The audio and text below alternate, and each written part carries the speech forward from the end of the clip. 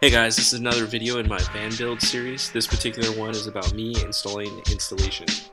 Installation of the insulation. So enjoy. Later.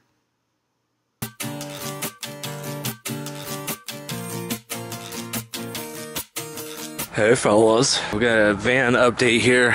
Slow going. I recommend that you buy these. And this, you see this snow, pink snow? This is all the shrapnel from me using the multi-tool in that foam board. But go pick up a pair of knee pads. It's slow going, you know, this stuff takes time. But here we are. Let me give you an update on some cool little trick that I found.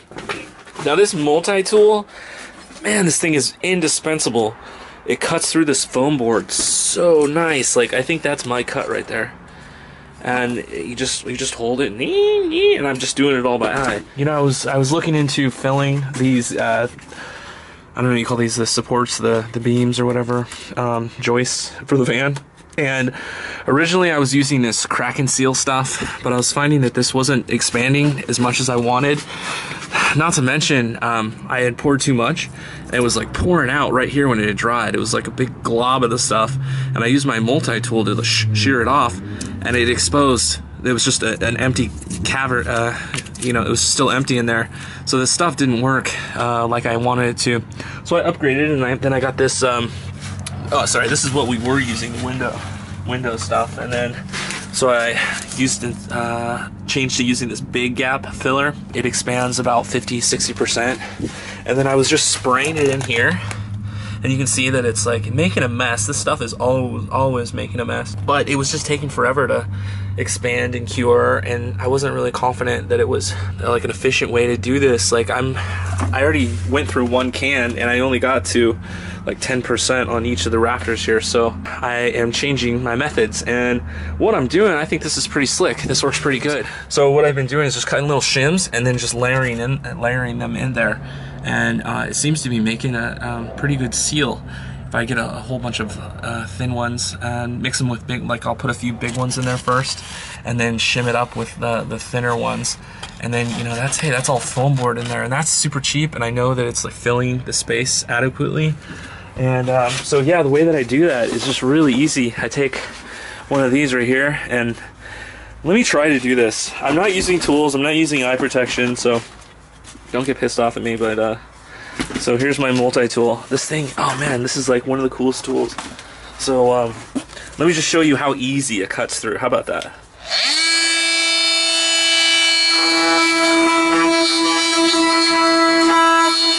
It actually, so, and then it'll just snap off. It actually cuts easier than that. I'm just handicapped right now with one hand holding the tool and the product here. I love this foam board. I'm so happy that I'm working with this instead of that one that the foil back stuff that provides a little more R value, because that stuff is just, I mean, this is dusty, but that stuff, it fractures. So and this stuff is pretty cheap, easy to work with. Yeah, so that I think that's a cool way to fill these joists. It's the best way that I've seen. I'll come back with some of that messy sealer, and I'll spray that into the remaining spots here. I'm still gonna put a shim to cover all this so that it's flush with the surface. So we just screwed these boards in with some machine screws just to support it temporarily while this foam stuff cures. Anyway, that's it, guys. Oh, let me show you. Be careful. These are very sharp, as you can see. That red stuff, that's blood. In some places, like this especially, I stuck some in there and didn't realize, oh, ouch, started bleeding. So I've actually left some of my DNA on this project. Hey Ellie, how's my little buddy? You're my little helper. I love you, Ellie. Roll over, give me your belly. Give me that belly. Oh, there you go, Ellie. You like that? Cool, you're a good girl, Ellie. Here's a little contraption I put together to support the walls while they're being glued. So these pink boards have a tendency to maintain their rigidness and stay straight, but they, you know, of course the van walls are curved slightly.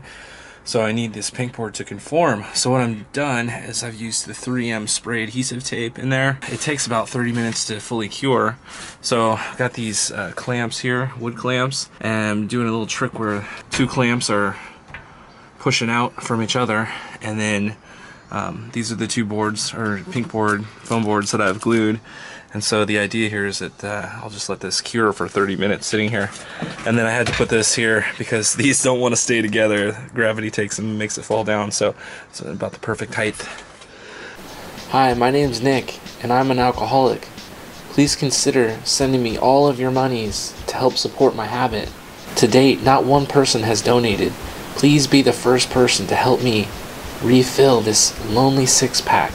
It'll help me fuel my late night video editing.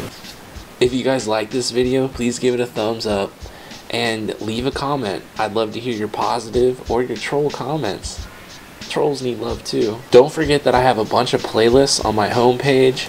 You just click on those, and I don't even care if you go to bed. As long as those commercials play, I'm gonna make a few cents. Also guys, you can find me on Facebook as Bayward Boondocker, Twitter, or even my youporn.com account. Thanks for watching guys. Get out there and live the dream. LTD.